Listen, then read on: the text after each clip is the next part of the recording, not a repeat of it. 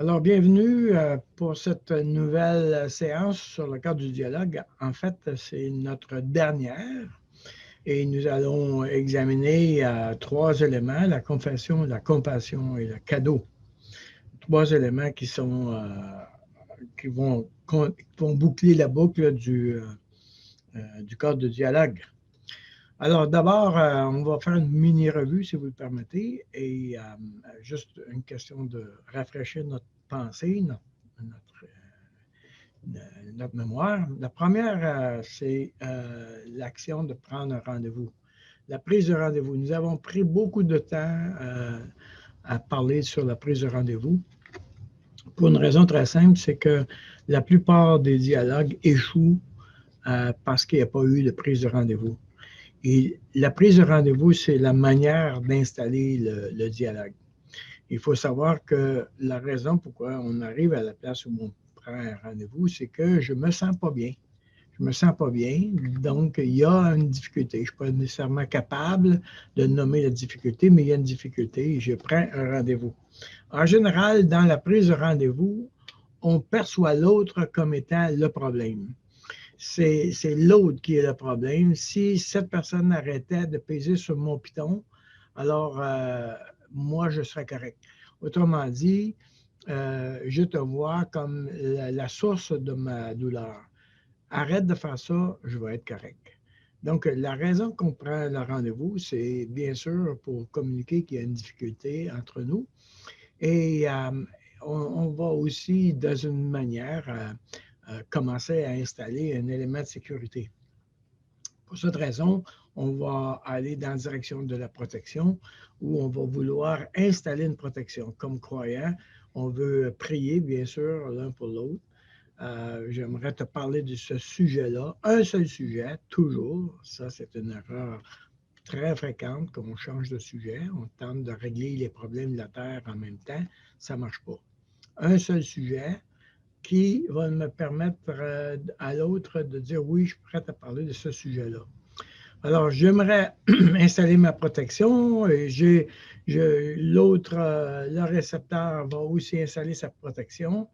Et là, l'émetteur va dire, est-ce que tu peux me voir comme un enfant blessé? Cette question-là est particulièrement importante parce qu'elle me situe comme émetteur, elle me situe dans la direction que je vais prendre, c'est-à-dire de visiter mes blessures personnelles. Et l'autre va aussi confirmer son changement de perception. Et elle va aller dans la direction de regarder l'autre dans l'optique d'une personne qui est blessée. Alors, on entre dans la situation présente, ça va être, je dirais, le bloc principal de la conversation où l'émetteur va parler d'un seul sujet et le récepteur va faire des reflets. Alors ça peut être un va-et-vient dépendamment de la situation, ça peut être un va-et-vient de quelques minutes. En général, quand on est habitué, ça prend 2 ou 3 phrases, puis on a fait le tour. Mais quand on est engagé émotivement, quand on est impulsivement à l'attaque, c'est très difficile de ralentir le processus. Et puis là, le cadre est extrêmement important pour limiter l'impulsivité. Le cadre, c'est un peu comme une camisole de force. On veut s'abstraindre à se garder à l'intérieur d'un sujet. Alors, l'émetteur va parler, il va être reçu par des reflets. Et quand l'émetteur a terminé, il va dire, moi j'ai terminé, c'est tout sur ce sujet-là. Et là, le récepteur va avoir la possibilité de répondre sur ce sujet-là. Et si la personne dit non, je ne veux pas, alors la rencontre se termine. Évidemment, ça va être passé remise, on devra revenir sur le sujet éventuellement. parce qu'il faut savoir qu'on est toujours en train de respecter ce qui est en train de se passer. Et le récepteur peut parler, le récepteur devient l'émetteur, il peut parler de son point de vue, comment il voit les choses, comment il a comment il a perçu la difficulté qui est sur le tapis. Et l'émetteur va se mettre à faire des reflets pour recevoir le point de vue du récepteur. Quand il y a beaucoup d'impulsivité, quand la température est très élevée, il est souvent préférable de s'en tenir à une résolution de problème seulement. C'est-à-dire que je vais prendre la feuille sur les besoins, puis on va la traverser. On va s'entendre sur un comportement de manière à limiter les dégâts. Mais il y a un autre chemin, c'est celui des conflits de valeurs, et le troisième chemin, l'exploration. Quand il n'y a pas trop d'intensité émotionnelle, alors dans ce cas-là, on pourra aller dans l'exploration. En fait, c'est l'idéal d'aller dans l'exploration. Alors, là maintenant, dans notre cadre, on a commencé à avoir une interaction. Maintenant, ce n'est plus quelqu'un qui accuse l'autre, mais c'est quelqu'un qui partage avec l'autre la situation difficile. On arrive à l'exploration et là, c'est l'émetteur qui va s'explorer, qui va explorer dans sa vie personnelle qu'est-ce qui est en train de se passer. Si vous remarquez dans le cadre, là, le récepteur ne fait que des reflets. C'est-à-dire que le récepteur n'a pas le mandat de résoudre le problème de l'autre. C'est l'émetteur qui doit s'explorer, examiner qu'est-ce qui est en train de se passer dans sa vie et d'arriver à comprendre qu'est-ce qui est en train de se passer dans sa vie. Alors, la personne va s'explorer. On a vu cette manière de faire-là à travers le modèle de l'héritage de mes parents. Il y a d'autres modèles, on me dit, les voies de la conscience, les fruits de l'esprit, les fruits des fruits à la racine, je veux dire. Donc, il y a d'autres modèles, on s'entend. Mais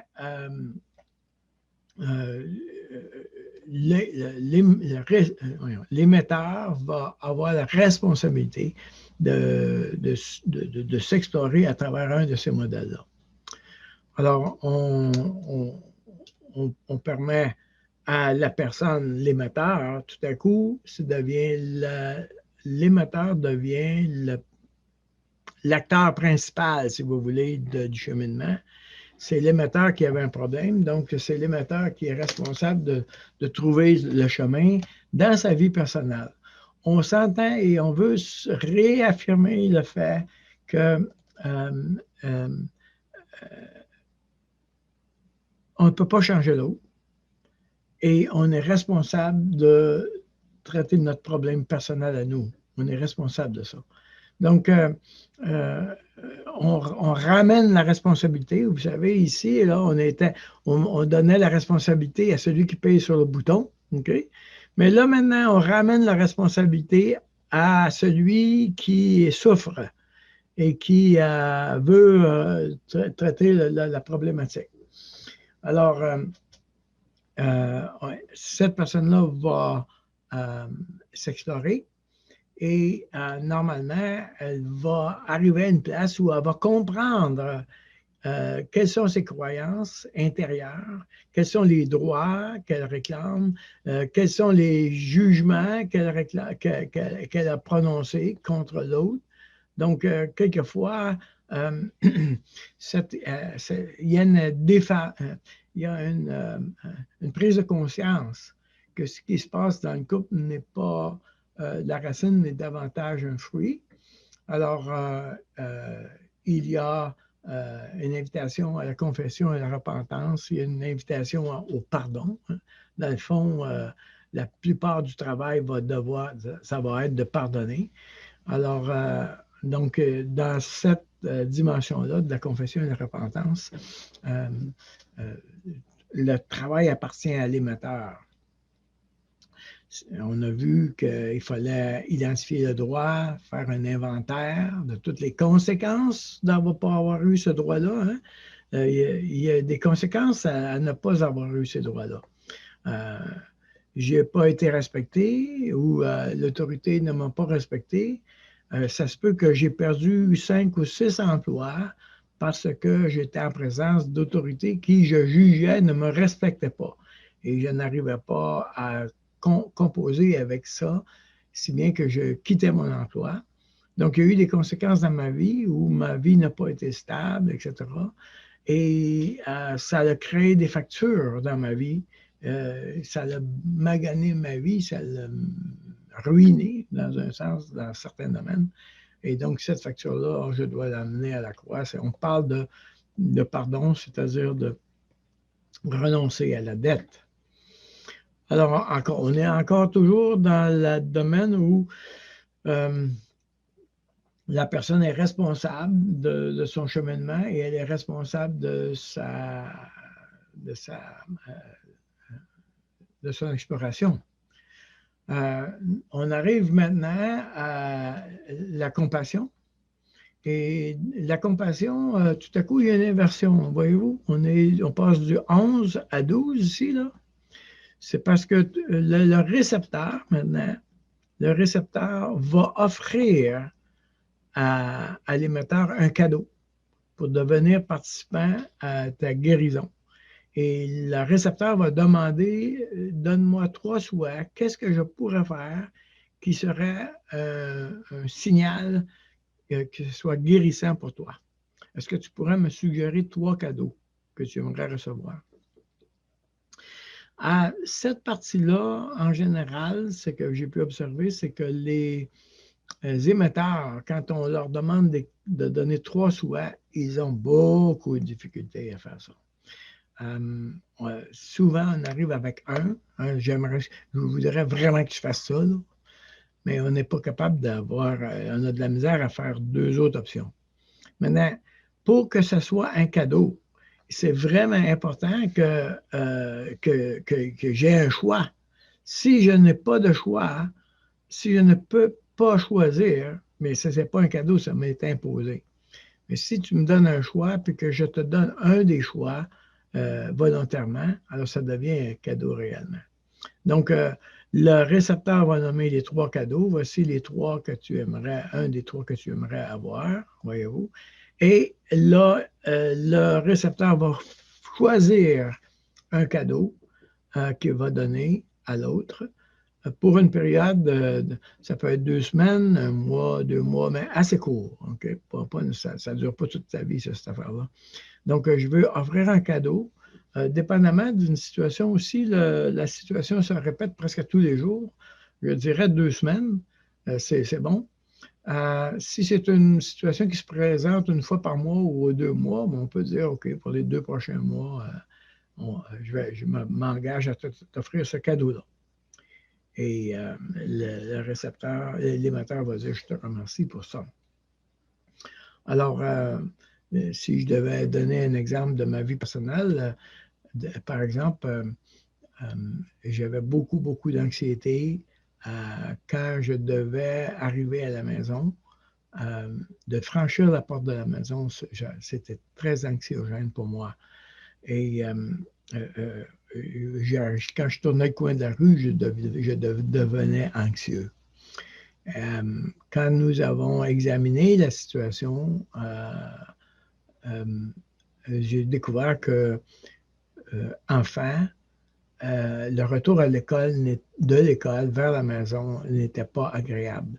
C'est-à-dire, quand j'arrivais à la maison, c'était pas agréable. Il y avait des choses difficiles. Je replongeais dans une atmosphère violente, etc. Donc, il y avait un élément d'anxiété là.